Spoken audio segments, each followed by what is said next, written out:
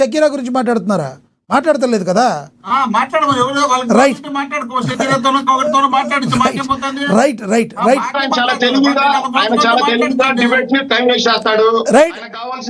అజయ్ గారు ఒక్క నిమిషం. అజయ్ గారు దయచేసి ఎప్పుడు డిస్టర్బ్ చేయను.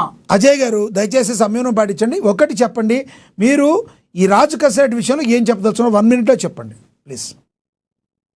లక్ష్మీనాథ్ గారు, ఏదైతే ఈ రాష్ట్రంలో 2019 నుండి 24 మధ్య వీళ్ళ అధికారాన్ని అడ్డు పెట్టుకొని వ్యక్తి మద్యం వ్యాపారం చేశాడు, అది జగన్మోహన్ రెడ్డి గారు వాళ్ళ తాబేదారులను అడ్డు పెట్టుకొని.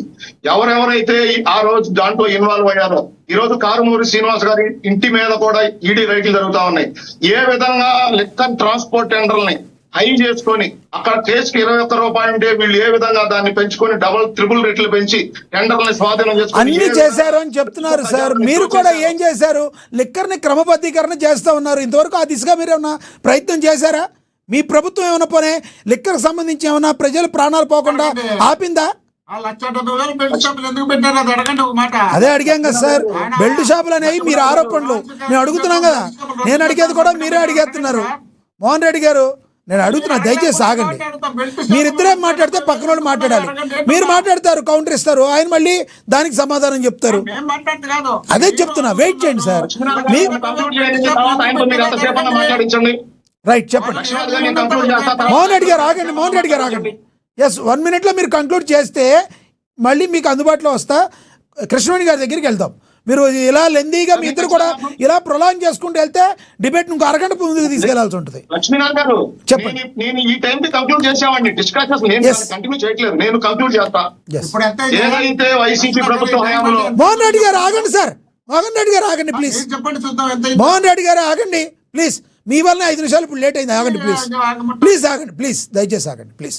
ఎస్, చెప్పండి. లక్ష్మీనాథ్ గారు, ఏదైతే మీరు ఇప్పుడు అన్నారు, మీ ప్రభుత్వం వచ్చిన తర్వాత లెక్కర్ని క్రమబద్ధీకరించారా అని. లక్ష్మీనాథ్ గారు, నేను చెప్పొద్దు, ప్రజల్లోకి వెళ్దాం. ఆ 2019-24 మధ్య ఏ విధంగా కల్తీ మద్యంతో ఈ రాష్ట్రంలో ఉన్న ప్రజలు ఇబ్బందులు పడ్డారు. ఈ రోజు మద్యం వ్యాపారం జరుగుతా ఉంది, ఏ విధంగా ట్రాన్స్పరెంట్ గా జరుగుతా ఉంది. ఆ రోజు మీరు దోచిన దోపిడీలు ఏ విధంగా ఉన్నాయి. మీకు నమస్కారం పెడుతున్నారు. గంట ఆగండి, మీరు మీకు మళ్ళీ ఇస్తాను. ఆగండి, మీకు చెప్పే అబద్ధాలంటే మీకు దండం పెడుతున్నారు ఆయన. మీరంటే ఇస్తాను, మీకు మళ్ళీ ఇస్తాను. ఆగండి, ఎక్కువసేపు మీకు ఇచ్చినట్టుగా ఫీల్ అవుతున్నారు ఆయన. దయచేసి ఆగండి, ఇస్తాను. ఒక్క విషయం 30 seconds క్లోజ్ చేస్తాను. చెప్పండి. డిఎస్సి మీద ఆయన అనేక ఆరోపణలు చేశారు.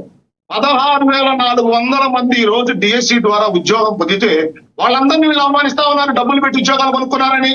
ఇది కరెక్ట్ కాదు కదా. రైట్ రైట్, మళ్ళీ మాట్లాడదాం. ఆ టాపిక్ మళ్ళీ మాట్లాడదాం. అదే చెప్పుకుంటారు బహుశా ఇందాక. మళ్ళీ మాట్లాడదాం. జరిగిందో లక్షల సంఖ్యలో ఆ రోజు అజయ్ గారు, అజయ్ గారు మళ్ళీ మాట్లాడదాం ఆ విషయం గురించి. శంకర్ కృష్ణవేణి గారితో మాట్లాడదాం. ఇస్తా మళ్ళీ మాట్లాడుతురు కానీ మీరు కంక్లూడ్ చేద్దరు కానీ. ఎస్, శంకర్ కృష్ణవేణి గారు నమస్తే అండి. అలాగే నేను వీక్షకులకి, మోహన్ రెడ్డి గారికి, అజయ్ కుమార్ గారికి, కోటిపల్లి అయ్యప్ప గారికి కూడా నమస్కారం. మాట్లాడండి కృష్ణవేణి గారు. లక్ష్మీనాథ్ గారు, ఎస్, కంటిన్యూ చేయండి. లక్ష్మీ, ఇద్దరు మాట్లాడింది విన్నాము. అంటే విశాఖ స్టీల్ ప్లాంట్ లో జరిగినటువంటి దుర్ఘటన చాలా బాధాకరం. ఆయా కుటుంబాలకి జనసేన పార్టీ తరఫున, మా తరఫున కూడా ప్రగాఢమైనటువంటి సానుభూతిని తెలియజేస్తున్నాం సార్. అలాగే ఆయా కుటుంబాలకి జరగవలసినటువంటి న్యాయం కూడా సత్వరమే ప్రభుత్వం స్పందించి వెంటనే దాన్ని చేయడానికి కూడా రంగంలోకి దిగినటువంటి పరిస్థితులు చూసాము. అలాగే ఒక కమిటీని కూడా అక్కడ నియమించడం జరిగింది. అంటే రాజకీయాలు చేయొచ్చు సార్, రాజకీయాలు రేట్ల మీదైనా రాజకీయాలు చేయొచ్చు. ఇప్పుడు వైఎస్ఆర్సీపీ పార్టీ ఖాళీగా ఉంది కాబట్టి ప్రతి విషయం మీద రాజకీయం చేయడం వాళ్ళకి అలవాటు. కానీ విశాఖ స్టీల్ ప్లాంట్ లాంటి ఘటన విషయంలో వెళ్ళి రాజకీయం ఒక్కటే చేయడం అనేది ఎక్కడా కూడా మంచి పద్ధతి కాదు. అంటే ఆయా కుటుంబాలు ఏమన్నా ఆదుకున్నటువంటి పరిస్థితుల్లో జగన్మోహన్ రెడ్డి గారు పూర్తిగా ఆదర్శించినటువంటి పరిస్థితి ఉందా? ఏ విషయంలో అన్నా చూసుకోండి, మీరు కళ్ళు మూసుకోండి, 3 సంవత్సరాలు కళ్ళు మూసుకుంటే నేను మళ్ళీ అధికారంలోకి వచ్చేస్తాను, అధికారంలోకి వచ్చిన 2 అన్ని చేసేస్తాను. గతంలో కూడా జగన్మోహన్ రెడ్డి గారు ఇలాగే చెప్పారండి. గతంలో కూడా మీరు చూసుకుంటే ఆయన బయట కానీ ఆయన స్టేట్మెంట్లు కానీ చూసుకుంటే మనకు అర్థమవుతుంది. అంటే ఏ కర్మాగారంలో ఎలాంటి ఫ్యాక్టరీలో ఎటువంటి ఘటన జరిగినా, ఎలా కార్మికులు చనిపోయినా సరే కానీ ఆయా కుటుంబాలకి ₹1,00,00,000 ఇస్తారని గతంలో చెప్పి అధికారంలోకి వచ్చారు జగన్మోహన్ రెడ్డి గారు.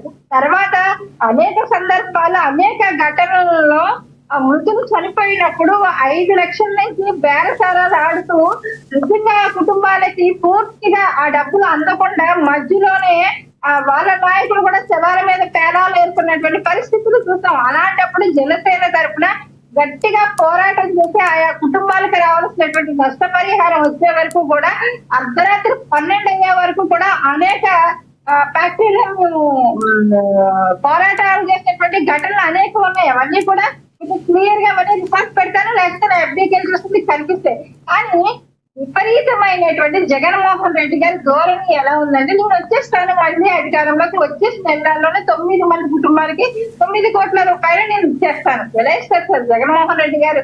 జోబులో డబ్బులు ఏమైనా ఇచ్చారా ఎప్పుడైనా ప్రభుత్వ సొమ్ము? ఆ ప్రభుత్వ సొమ్ముని కూడా విశాఖ పోల్వర్ ఫ్యాక్టరీలో జరిగినటువంటి ఆ ఘటనలో కూడా గట్టిగా ఈ రోజు కూటమి పార్టీలో ఉన్నటువంటి పార్టీలు అలాగే జనసేన కూడా గట్టిగా ప్రశ్నిస్తే ఆ రోజు వాళ్ళ మంత్రులతో ప్రెస్ మీట్లు పెట్టి తిట్టించినటువంటి పరిస్థితి. విశాఖ రాజధానిగా చేయబోతున్నామని ఒక స్టేట్మెంట్ ఇచ్చేటువంటి జగన్మోహన్ రెడ్డి గారు వాళ్ళ బ్యాచ్ విజయసాయి రెడ్డి గారి దగ్గరికి, కన్నబాబు గారు వీళ్ళందరూ కూడా వెళ్ళి విశాఖ అనేది చాలా పటిష్టమైనటువంటి ప్రదేశం, ఇక్కడ రాజధానికి అన్ని అనుకూలమే అని వీళ్ళు అక్కడికి వెళ్ళి మ్యాండ్ మీద దుప్పట్లు కప్పుకొని పడుకున్నటువంటి ఒక డ్రామాని క్రియేట్ చేశారు ఆ రోజు, ప్రజలు నమ్మించడం కోసం, ఒక టాపిక్ డైవర్ట్ చేయడం కోసం. అంటే జగన్మోహన్ రెడ్డి గారు విశాఖ ఉక్కు గురించి నేను అసెంబ్లీలో తీర్మానం చేశాను, తీర్మానం చేసి నేను కేంద్రానికి పంపిస్తాను, అప్పుడు విశాఖ ఉక్కు నిలువరించింది, అక్కడ ప్రైవేటీకరణ అవ్వకుండా ఆగిపోయిందని చెప్తున్నారు సార్. ఎవరికి చెప్తారు సార్ జగన్మోహన్ రెడ్డి గారు అబద్ధాలు? మా అధినేత జై ఆంధ్ర అనేటువంటి పేరు ఆంధ్రప్రదేశ్ లో పుష్కలంగా వినిపిస్తుంది. ఈ రోజుకి కూడా ప్రతి ఒక్కరిలోని ఆ ఫైర్ ఉంది అంటే గనక మా అధినేత పవన్ కళ్యాణ్ గారు జై ఆంధ్ర ఉద్యమం ఎలా అయితే జరిగిందో అంటూ జై ఆంధ్ర అని ఒక నినాదాన్ని ఇచ్చి, అలాగే విశాఖ ఉక్కు ఆంధ్రుల హక్కు అని విశాఖ స్టీల్ ప్లాంట్ లో ఒక బహిరంగ సభను పెట్టడం జరిగింది. అక్కడ చనిపోయినటువంటి 30 రైట్. కృష్ణవేణి గారు ఇక్కడ మిమ్మల్ని అడగాలి, విశాఖ ఉక్కు ఆంధ్రుల హక్కు నినదించారు పవన్ కళ్యాణ్ గారు, గ్రేట్, ఆ విషయంలో కాదనం. అలాంటి విశాఖ కర్మాగారంలో ఎటువంటి లోపాలు జరగకుండా చూసుకోవాల్సిన బాధ్యత ప్రస్తుత కూటమి ప్రభుత్వం మీద ఉంది కదా.